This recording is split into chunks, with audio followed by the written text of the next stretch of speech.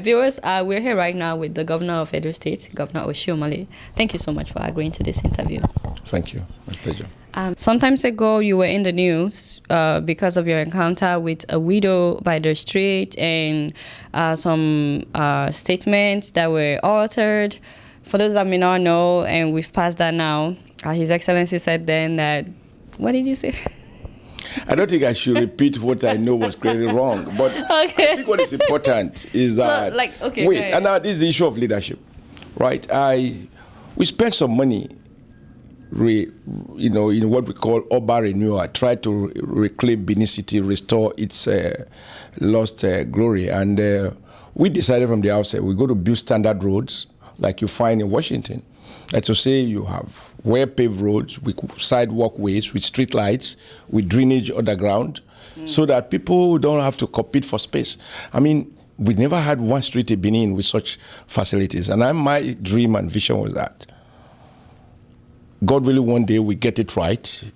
The wealth of our nation will be expressed in the prosperity of our people, and more people will drive vehicles. Population is growing at an average of 2.3%. So we need to build roads that can provide for over the next 10 to 20 years, traffic. And then you find people blocking these roads, and trading on the road, causing it goes slow, accidents, etc.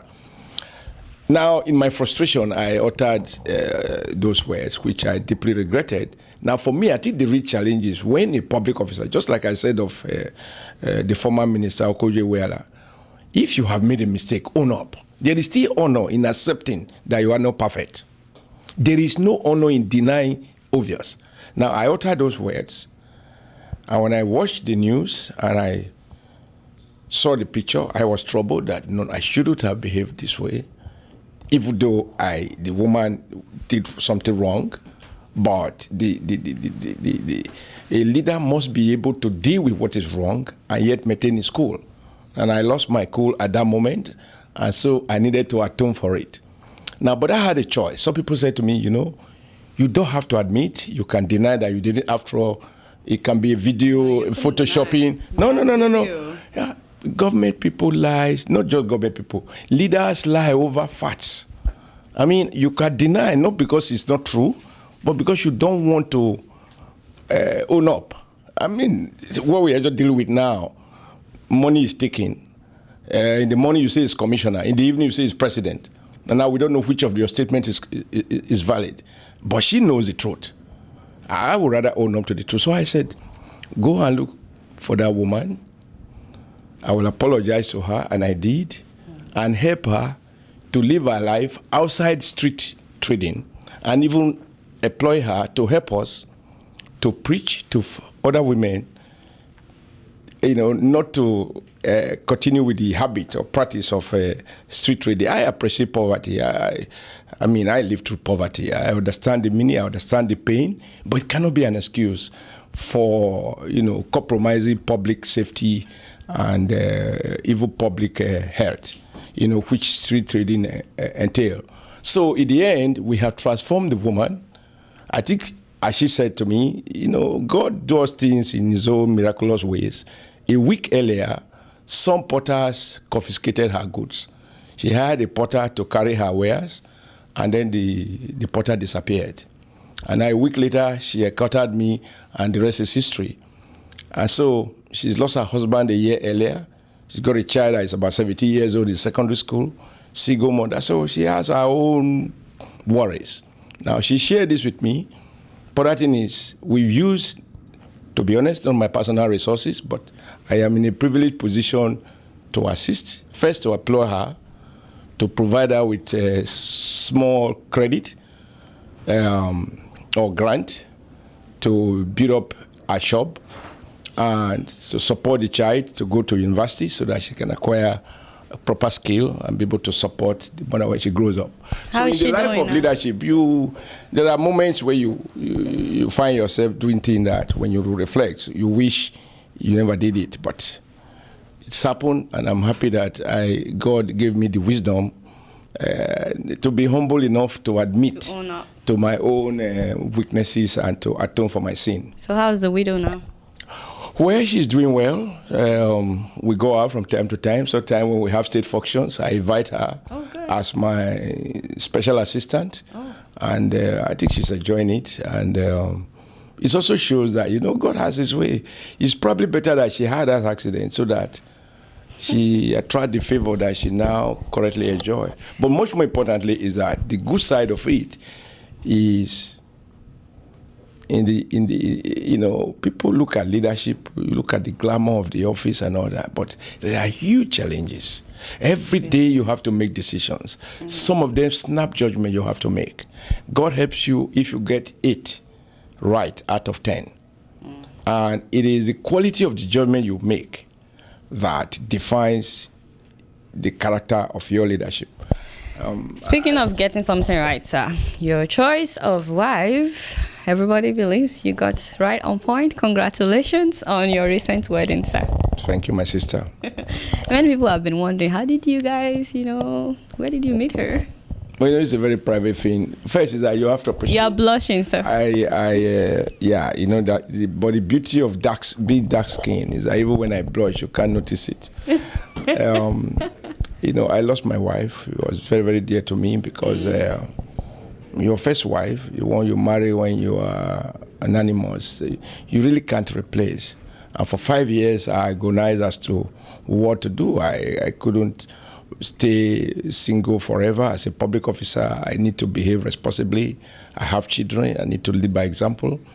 And I can't live a lonely life for the rest of my life.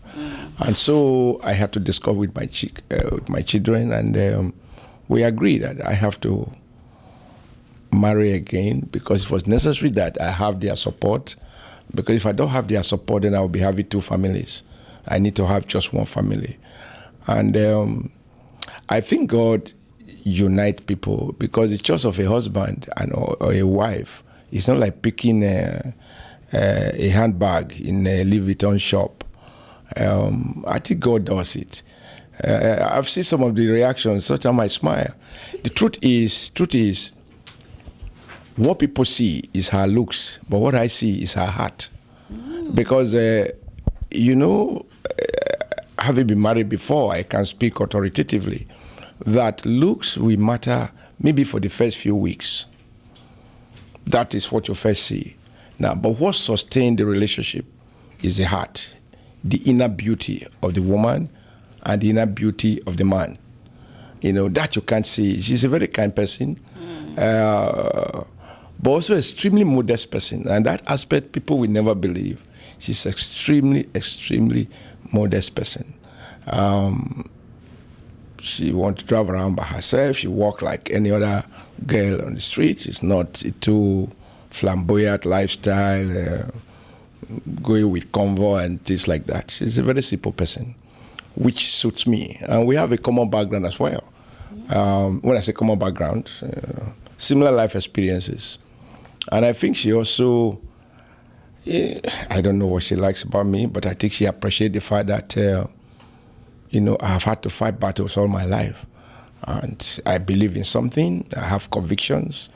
And she's watched me for some time. She's read about my struggles in labor, organizing protests against military government, against civilian government.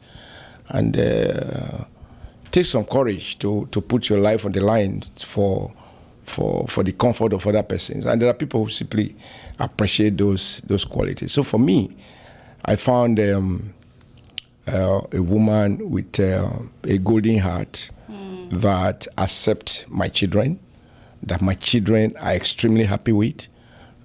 My son says that, look, I have become even a much more caring father after she came in because she is concerned about their welfare, about their well-being.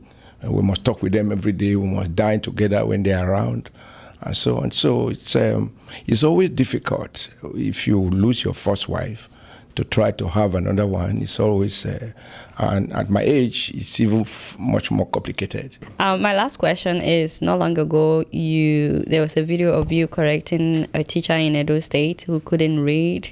Is there any update on that woman? Yeah, well, we have to relieve her of her job because she was not trainable. She was not retrainable because she wasn't in the first place qualified. Again, those are part of the challenges in the public service that over the period, with all the institutions and checks and balances you put in place, people through corrupt practices collect money and employ illiterates to teach. And that, for me, is the worst thing we can do to the Nigerian child. We spend a lot of resources because I'm proud of my background. I come from a typical rural village, from a very, very humble parents. Went through public school, taught by teachers who live in my village, without presence of government, no road, no light, no water, no nothing except God and the natural vegetation. Now, this is my upbringing, and thanks to those teachers, I'm here. And so, for me, education is key. More so in a knowledge-driven world. We move on to a digital world, and only those who are well educated can cope with the rigors of modern economy. And so we identify primary education. Of course, over the period, Nigeria subscribed to free basic education, but it's only in theory.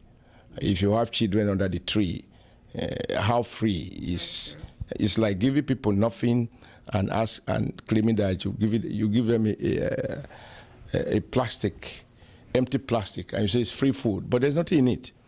So we have built very beautiful primary schools, beautiful secondary schools that are designed to ensure that the child from the average poor family will find the school more attractive than the living room of his parents. And so the child is excited. He wants to go to school. He has enough comfort in the classroom. He has what you might call an enabling environment to learn and to be taught. Now, having done that, we needed to ensure that, because the classroom, no matter how attractive, will not by itself impart knowledge. You need well-trained teachers. And that leads to that inquiry we tried to do, because we suspected, we had reasons to believe that something was not right. People, a child is said to have passed his primary school leaving certificate and he cannot write his father's name. Something is wrong. And so we discovered that. Now what we've done is to identify seasoned professors of education to carry out recruitment. And as we speak, we have about 10,000 people that have passed through interview, satisfied by these people as qualified to teach. And we are providing incentive now that if you are, those who are involved in science